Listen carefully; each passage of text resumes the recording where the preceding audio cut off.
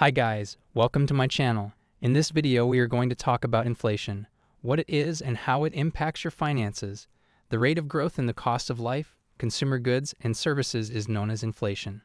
Each year we must factor this big financial event into our budget for earnings, expenses, and savings. Different methods can be used to calculate inflation. The Consumer Price Index, CPI, which calculates the typical change in prices paid by urban consumers for a market basket of consumer goods and services, is the most popular one for the United States. In order to determine price trends within the economy, the CPI takes into account the costs of these consumer products and services throughout numerous American towns and suburbs. There are multiple factors behind inflation. When consumers are prepared and able to pay a greater price for goods, inflation begins to increase. As a result, raw material production costs rise, which in turn causes price rises. This typically takes place gradually over time rather than immediately. Price fluctuations may initially appear minor. Both want and need-based goods and services are subject to inflation. Food, housing, utilities, and healthcare may fall under the first category, whereas luxury purchases like jewelry and vehicles may fall under the second group.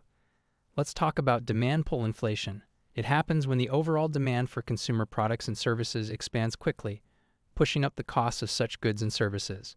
Costs rise as a result of firms having to raise their supply in order to satisfy the increasing demand, which is often a sign of a thriving economy. Therefore, despite the fact that it may appear unusual, rapid economic expansion can be problematic if it results in excessive inflation. It may be possible for those earning higher pay to adjust, but it is challenging for those living on a fixed income. Instead, cost-push inflation is triggered on by rising labor and manufacturing costs, which raise the cost of goods and services for consumers.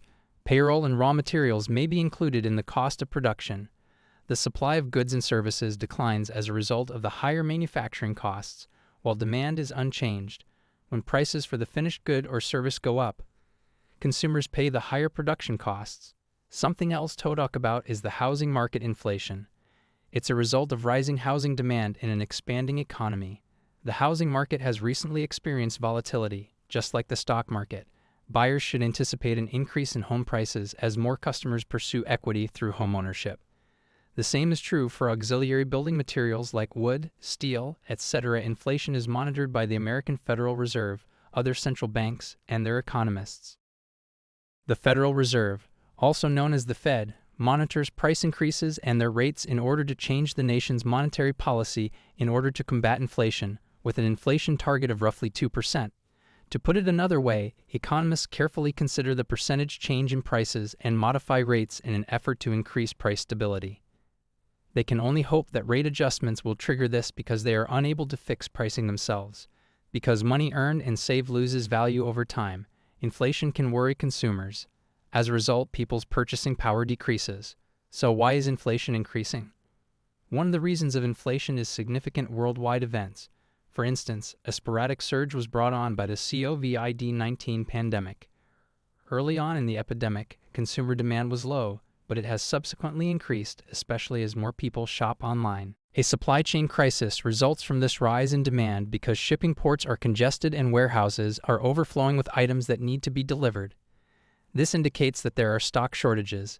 Additionally, the cost of housing has gone up for both rental and for sale properties. Numerous businesses have taken advantage of the epidemic to profit from growing consumer spending and consumerism. Throughout the epidemic, the federal government provided qualified people and small companies with massive stimulus packages totaling trillions of dollars to bolster the American economy.